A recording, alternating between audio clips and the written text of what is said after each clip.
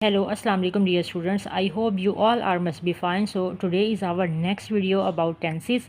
जैसा कि हमने अपनी पिछले लेक्चर्स में टेंसेस को स्टार्ट किया हुआ है, तो आज हम अपना एक नेक्स्ट टेंस पढ़ेंगे जिसको कहते हैं कंटिन्यू का टेंस। हम कंटिन्यू के आज कंप्लीट टेंस को पढ़ेंगे। तो चलें स्टार्ट करते हैं। सबसे पहले इसकी डेफिनेशन से। तो कंटिन्यू के टेंस को हम प्रोग्रेसिव टेंस भी कहते हैं, ठीक है। तो डेफिनेशन पढ़ते हैं। That action that shows an action is in progress still happening at a particular time। वो कह रहे हैं कि ये वो एक्शन होता है जो प्रोग्रेस होता है एट आ एक ख़ास टाइम के लिए। जैसा कि कोई काम हम कर रहे होते हैं ना, जैसे मैं कहती हूँ मैं ये काम कर रही हूँ, तो मतलब ये काम इस टाइम हो रहा है, यानी वो प्रोग्रेसिव सिचुएशन में है। ऐसा नहीं है कि वो काम हमारा रुका हुआ है या काम हो ही नहीं रहा।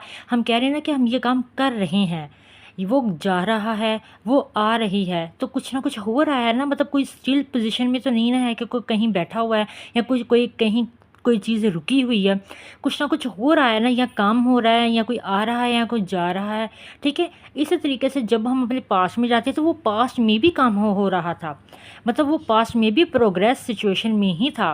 वो अपनी कोई स्टेट पोजीशन में नहीं था, उसमें भी जो एक्शन था वो ऑन गोइंग था हमारा, यानी रहा था, रहे थे, वो ये काम कर रहा था, वो सो रहा था, वो जाग रहा था, ऐसे करके। फिर जब हम इसके फ्यूचर की बात करते हैं तो फ्यूचर में भी वो काम यकीनन हो रहा होगा। हम कहते थे वो जा रहा होगा, वो आ रहा होगा, तो कुछ ना कुछ ऐसा सिचुएशन होती है इसमें जो काम हो रहा हो, ऑन गोइंग सिचुएशन में होता है। ये उर्दू में इसकी पहचान है। रहा है, रही है, रहे थे, रहा था, रहा होगा, रही होगी या रहे होंगे वगैरह, ठीक है। तो अब अगर हम इसके फार्मूले की बात करते हैं तो प्रेजेंट में हमने इसका फार्मूला एफर्मेटिव में लगाना है। Subject plus is are am plus verb की फोर्थ फॉर्म या फिर वर्ब की आईएनजी वाली फॉर्म। आईएनजी वाली फॉर्म को वर्ब की फोर्थ फॉर्म कहते हैं, प्लस हमारा ऑब्जेक्ट आएगा। फिर अगर हम इसकी पास्ट की बात करते हैं तो हमारा सारा का सारा स्ट्रक्चर सेम होगा। हमारा जो पास्ट का सिर्फ चेंजिंग कहाँ आएगी, हमारी वर्ब में आएगी, हमारी हेल्पिंग वर्ब में सिर्फ चेंजिंग आएगी, यानी इज़ आर एम की जगह हमने यहाँ पे वॉज वर्ब का इस्तेमाल करना है। बाकी सारा टेंस हमारा वैसा ही रहेगा। उसके बाद फिर हमने जब फ्यूचर की बात करनी है तो हमारा वॉज वर्ब की जगह यहाँ पे विल बी का इस्तेमाल होगा। वैसे ही बाकी सारा सेंटेंस रहेगा, प्लस वर्ब की आईएनजी वाली फॉर्म प्लस हमारा ऑब्जेक्ट रहेगा, ठीक है। अब यहाँ पे हम इन तीनों टेंसेस को आमने सामने रखते हुए पढ़ते हैं ताकि हमारी कोई भी कन्फ्यूजन हो वो हमारी साथ ही साथ क्लियर हो जाए। तो हम पीछे पढ़कर आए हैं। हमारी प्रेजेंट में हेल्पिंग वर्ब होगी इज़ आर एम, यहाँ पे पास्ट में हमारा वॉज वर्ब है, हमारी यहाँ पे विल बी होगी, ठीक है। तो अब हमारा इज़ आर एम का यूज़ कैसे करना है, use of is are am. ज़ाहिर सी बात है इन तीनों को डिफरेंट तरीके से हम यूज़ करेंगे। तो जो इज़ होगा वो हमारा सिंगल सिचुएशन में आएगा, यानी सिंगल सब्जेक्ट के साथ हमारा इज़ लगेगा, चाहे वो ही हो, शी हो, इट हो या फिर एनी सिंगल नेम हो। यानी अगर दो हमारे नेम यूज़ हो ना, अली एंड आयशा, तो इसके साथ हमने आर का इस्तेमाल करना है। लेकिन जब हमने सिंगल नेम यूज़ करना है जैसे अली, तो उसके साथ हमने अकेला इज़ ही लगाना है, ठीक है। फिर जो हमारा आई है, आई हमारा एम के साथ लगेगा, और इसी तरह हमारा जो आर है, आर के साथ हमारा क्या लगना है, दे, वी एंड यू, इन तीन के साथ हमने आर का इस्तेमाल करना है, ठीक है। तो यहाँ पे अब हम चलते हैं वॉज वर्ब का कैसे इस्तेमाल करना है। वॉज जो होगा स्टूडेंट वो इसी तरीके से हमारा लगेगा। आपने इसी को सामने रखना है कि ये जो हमारे इज़ के सारे हमारे वर्ड होंगे ना, वही सारे हमारे वॉज के भी होंगे। वॉज हमने शी के साथ, ही के साथ, इट के साथ और एनी सिंगल नेम के साथ लगाना है, बिल्कुल वैसे जैसे हमने इज़ के साथ किया था। इसको कंपेयर करते हुए आप लोग पढ़ेंगे ना, देन आपके जो कन्फ्यूजन होगी वो क्लियर हो जाएगी।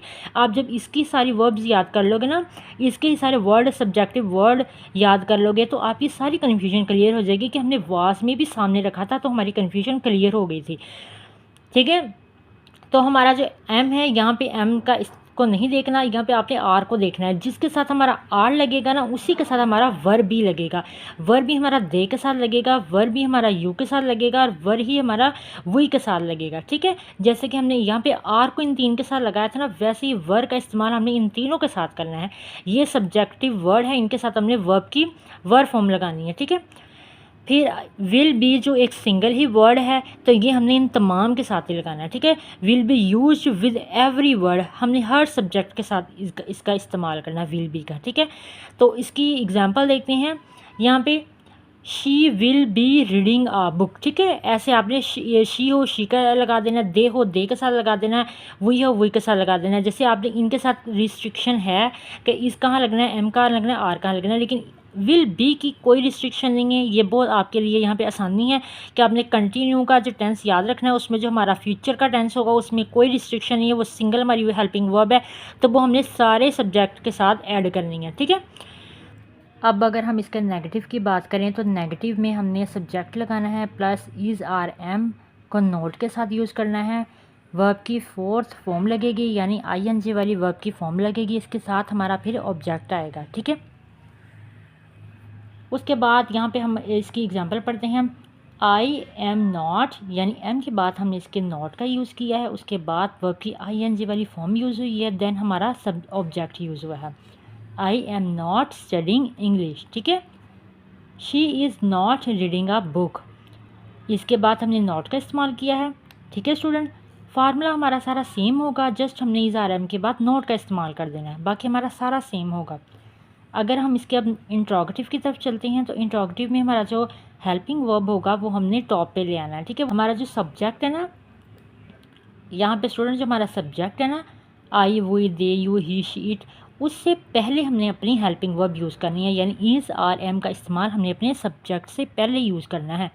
जैसे am I studying English, is she reading a book, तो उसके बाद हमें एक सवालिया निशान का इस्तेमाल ज़रूर करना है, ठीक है।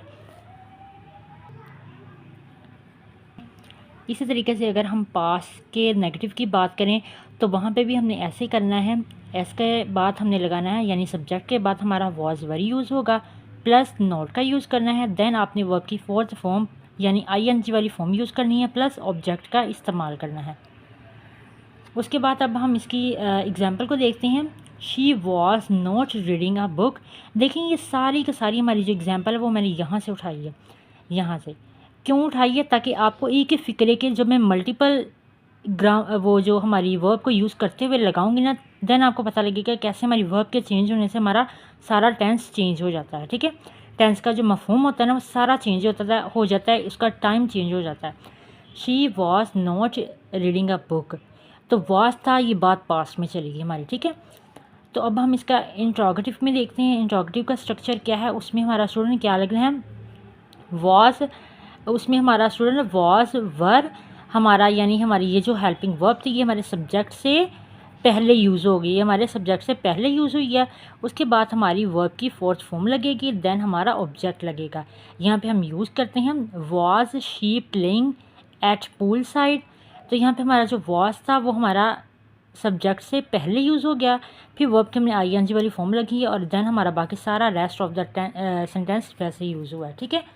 तो अब हम इधर चलते हैं अपने फ्यूचर की तरफ। तो फ्यूचर का जब हमने नेगेटिव बनाना है तो वो भी बिल्कुल सेम फार्मूला होगा। एस सब्जेक्ट हमारा, उसके बाद हमने विल नॉट का यूज़ करना है। विल नॉट का आपने कैसे इस्तेमाल करना है कि आपका हमारा जो विल बी होगा ना, यानी हमारी जो ग्रामर है, ये सॉरी यहाँ पे जो हमारी ये विल बी है ना, तो अब हम चलते हैं नेगेटिव की तरफ, यानी फ्यूचर, यहाँ पे हम चलते हैं फ्यूचर कंटिन्यू की तरफ। उसका जब हमने नेगेटिव बनाना है तो हमारी जो वर्ब थी विल बी, तो विल बी के दरमियान में हमने नॉट लगाना है, ठीक है। इसका यूज़ हमने ऐसे करना है, हमारा सब्जेक्ट होगा, देन आप लोगों ने विल नॉट बी का इस्तेमाल करना है, देन आपने वर्ब की फोर्थ फॉर्म लगानी है, प्लस ऑब्जेक्ट का यूज़ करना है। फिर उसके बाद हम यहाँ पे इसकी एग्जांपल को देखते हैं। She will not be reading a newspaper, ठीक है, आपने ऐसे लगा देना, आपका सब्जेक्ट यूज़ होगा, देन आपने विल का इस्तेमाल करना है। विल को मैंने कहा है कि विल बी के दरमियान में आपने नोट लगाना है, देन आपकी वर्ब की फोर्थ फॉर्म लगेगी, उसके बाद आपका सब्जेक्ट लगेगा, ठीक है। तो इसी तरीके से जब हम इसका इंटरोगेटिव बनाएंगे तो इसमें हमने विल को सामने ले आना है। मेथड हमारा यही रहेगा, बी को हमने यहाँ पे तोड़ा हुआ है, विल को इनके दरम्यान में नोट लगा है, इसी तरीके से हमने इनको ऐसे ही अलग भी रखना है। हमने इसको विल को सामने लेकर आना है, उसके बाद हमारा सब्जेक्ट लगेगा, देन हमने बी का इस्तेमाल करना है, ठीक है। तो वो उसके बाद हमने वर्ब की फोर्थ फॉर्म लगानी है, देन हमारा ऑब्जेक्ट लगेगा, ठीक है। यहाँ पे मैं पढ़ के बताती हूँ कैसे बनना है इसका structure. Will I be studying English, ठीक है, आपने ऐसे बनाना है। देन आगे एग्जाम्पल देखते हैं, will they be playing football, ठीक है। आपने सब्जेक्ट को विल और बी के दरमियान में रख के यूज़ करना है, जैसे यहाँ पे आपने विल के और बी के दरमियान में नोट को रखा था, ठीक है। तो आई होप कि अब आपको इस टेंस की अच्छे से समझ आ गई होगी। इसको आमने सामने जब आप रख कर पढ़ेंगे तो आपकी जो जितनी भी कन्फ्यूजन है वो आई होप के क्लियर हो चुकी होगी। तो मिलते हैं अपनी नेक्स्ट वीडियो में। नेक्स्ट वीडियो में मैं परफेक्ट टेंस ज़रूर डिस्कस करूँगी। तब तक के लिए अल्लाह हाफ़िज़। वीडियो अच्छी लगी होगी तो वीडियो को लाइक करें, शेयर करें एंड कमेंट करें और सब्सक्राइब करें और अपने दोस्तों के साथ इसको शेयर करें। अल्लाह हाफ़िज़।